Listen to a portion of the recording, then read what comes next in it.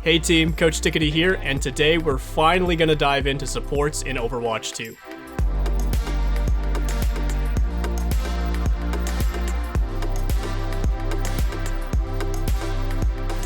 Honestly, I didn't really want to make this video yet.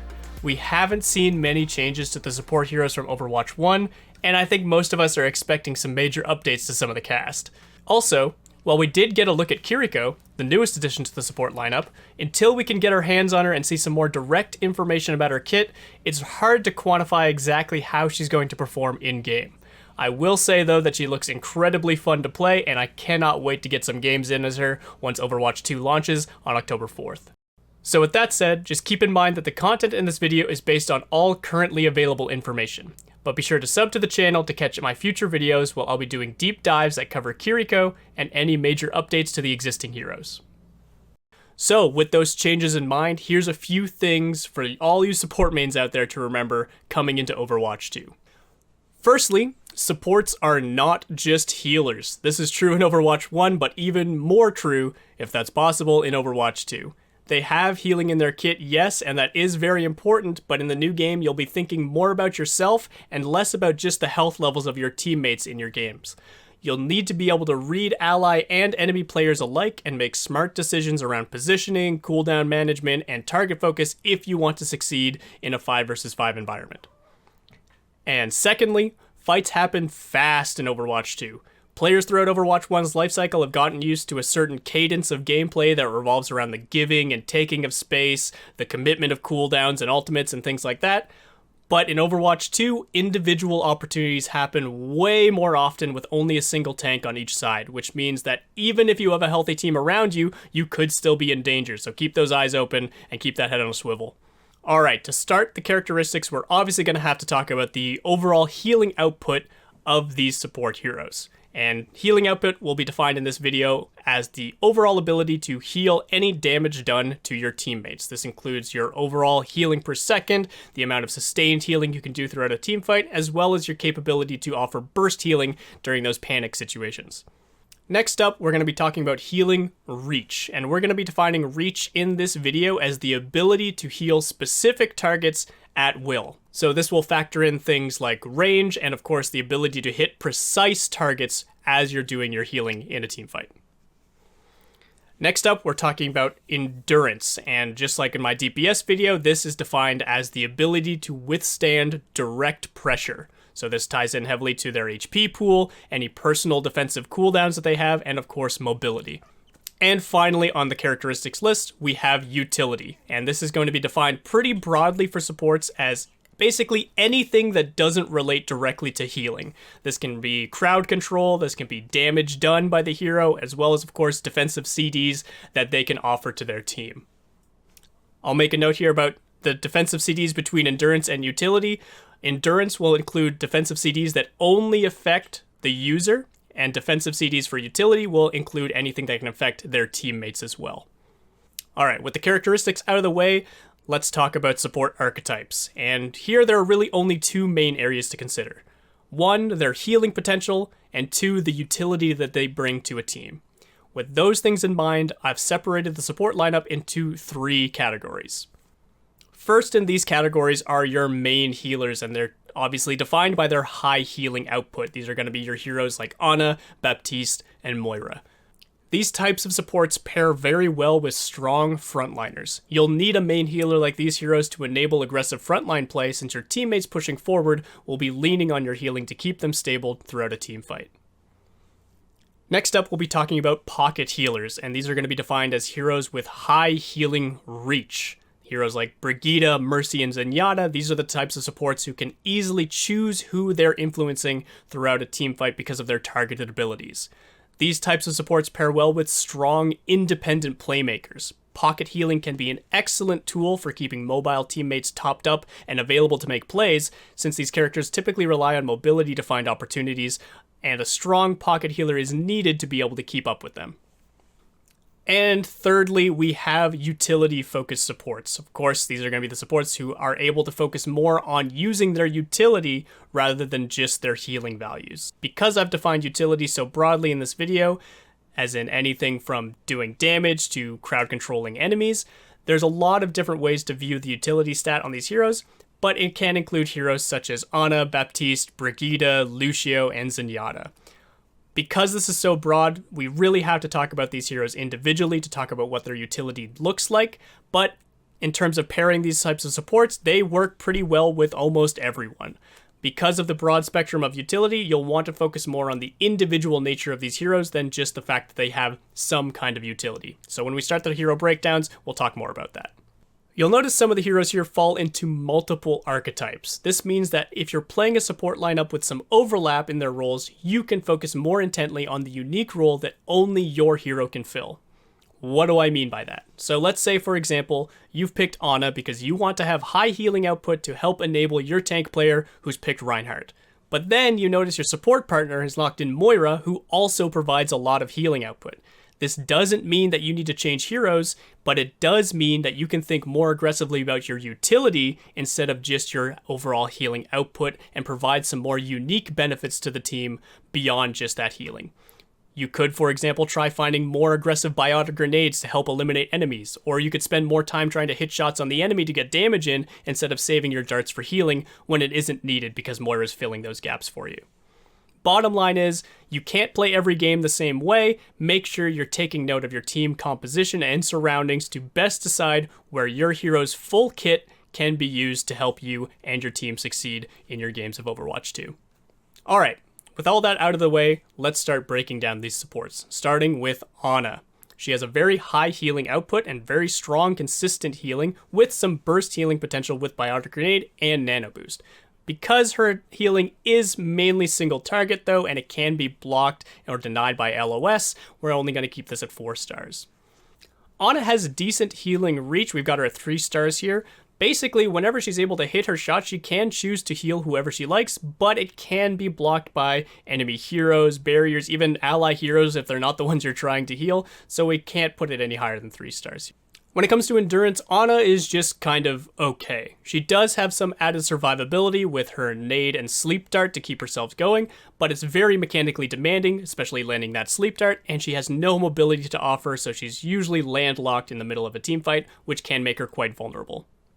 Ana's utility comes in the form of her damage output, the anti-nade debuff, and of course her sleep dart, all of which can be very mechanically demanding, and it comes at the cost of cutting her healing potential whenever you are focusing on her utility. So we've got her at 3 stars here.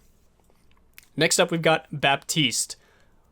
Baptiste has some of the strongest healing output in the game. Very consistent AoE healing with a burst healing potential with his regenerative burst. And of course, you can't forget the fact that Amplification Matrix will double any healing projectiles that go through it. 5 stars. Baptiste does suffer when it comes to his reach though. His target selection is relatively weak and is gated by the effective range and reliance on direct hits from his secondary fire, which can be very difficult on many targets, especially those with high mobility and verticality. Baptiste does have pretty strong endurance though. He's got a very strong bursting self-heal, he's got his own immortality field, and of course he has some mobility in the form of his exo boots to get away from sticky situations as long as he's able to move vertically.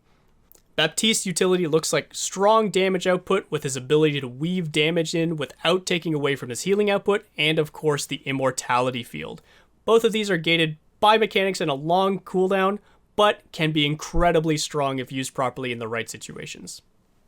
Next up, Brigitte. She's got okay healing output. We've got her at 3 stars here. It's good, but it is gated by your range of your Inspire as well as the ability to proc it by getting hits in, and of course LOSing your teammates when you're looking for those repair packs for heals.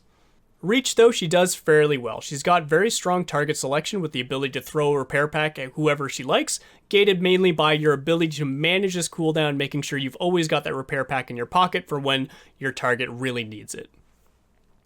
Endurance, Brigitte can brawl with the best of them. She's extremely survivable with procs of Inspire, her added armor, the shield in her kit, and a massive spike in endurance when she's using her rally, but it is gated by a lack of strong mobility. If she's ever left out to dry in the middle of a teamfight, she doesn't have a lot of options for regain space or to get back with her teammates when she needs to. Brigitte has a lot of forms of utility in Overwatch 2. Not only does she have the ongoing damage output whenever she's able to brawl during a team fight, she also has good soft crowd control in the form of her shield bash and her whip shot. She also has her shield, which she can put up at any time to block enemy projectiles, as well as rally that provides overhealth to all of her teammates within range. Very strong utility here. Next up, Lucio. His healing output is relatively weak. You're not going to be picking Lucio to pump out those big heals. It is AoE, but gated by the short range, and anytime he switches to speed, that aura goes away. He still has strong spikes of burst healing though, with his ability to amp it up when he's got his healing aura on. Lucio might have the worst healing reach in the game. His aura buffs only apply to his targets in his proximity, and target selection is decided entirely by his positioning. There are so many things in Overwatch that can dictate your position for you. If you're forced out of position from crowd control, if you're taking too much damage and need to hide, you're rarely going to be able to always heal the target you like to as Lucio. He makes up for it though when it comes to endurance. Lucio is extremely survivable with his creative movement options, his boop on a very low cooldown, his self-healing from his healing aura, all of this mainly only being gated by mechanics. I'm sure you guys have seen plenty of clips from the Reddit Lucios flying across the map. If you're able to maneuver well with this hero, you can survive almost any situation.